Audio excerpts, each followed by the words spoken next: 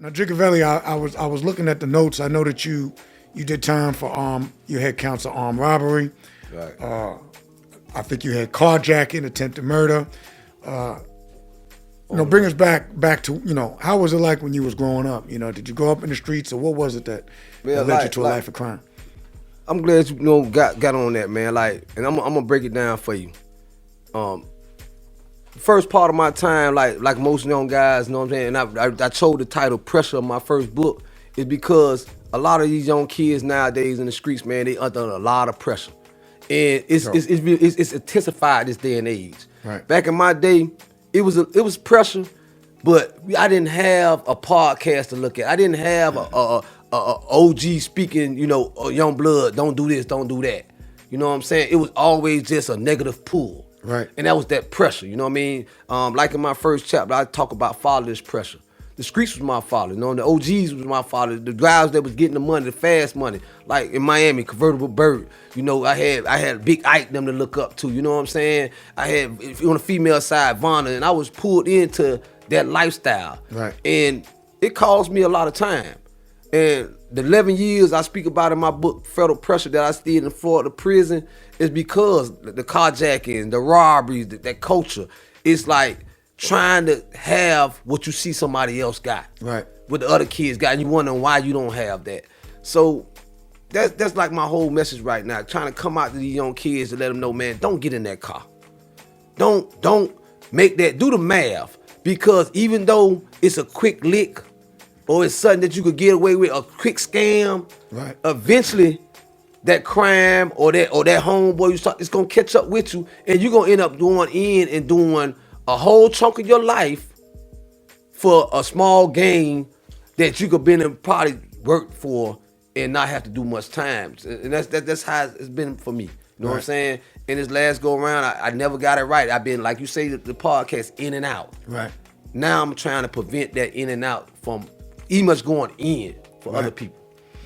Right, no doubt. So, how old were you, or how young were you when you first came into your first brush with the law? Like, and what happened? Tell us about that. Man, I'm one of them kids that ain't got it right from the from the beginning. You know what I mean? I didn't have no silver spoon coming up.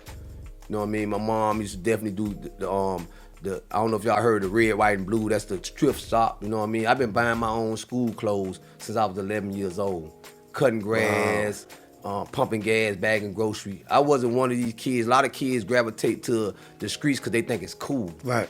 I was one of them people that didn't chose the streets. The streets basically chose me. I came up, my dad was a heroin addict. Right. You know what I'm saying? My mom, she worked. She couldn't keep, a lot of, like you see it going on nowadays. Like, guys are sleeping with these young girls, they having these seeds, they leaving them there, and these women are being left to raise these kids by themselves, right? Right. So it take a village, and I need, like, so when I was that, I was like 9 years old, first juvenile bid, man. I've been going in and out of juvenile. You do the math, 11 years in Florida, 16 years in the feds, not including Okeechobee boys school, like. I never been out for a big piece of time. Wow. You know what I'm saying? So it was about 9 years old when I first started getting in trouble. You know what I'm saying? And I see that's happening to our young people now. They starting earlier and earlier, and they're dealing with some of the same pressure. Right. Yeah. Well, we're glad to have you out here now, brother. And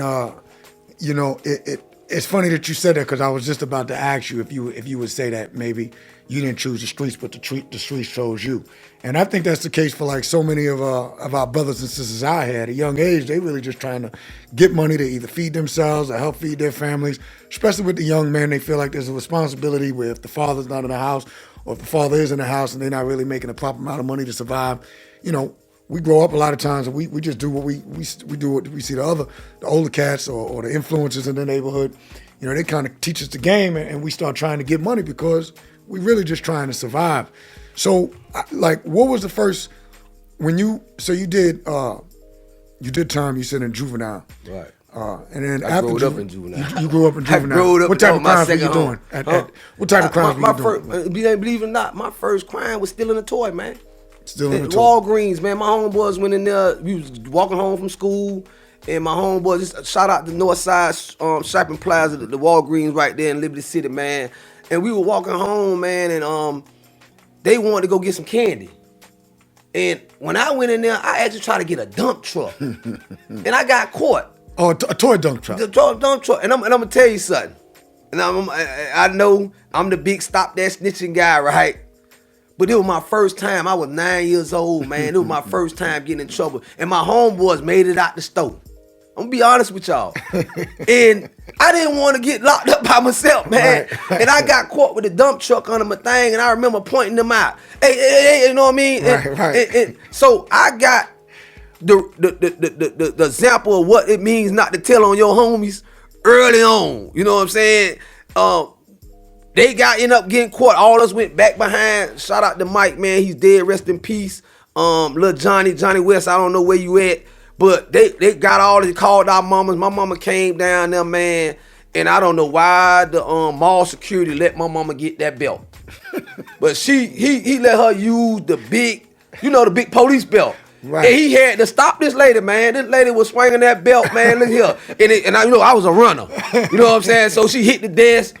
But when I got back, to make the story short, man, when I got back around in the hood, man, my homeboys didn't take lightly of me pointing them out, man. Okay. And we fought.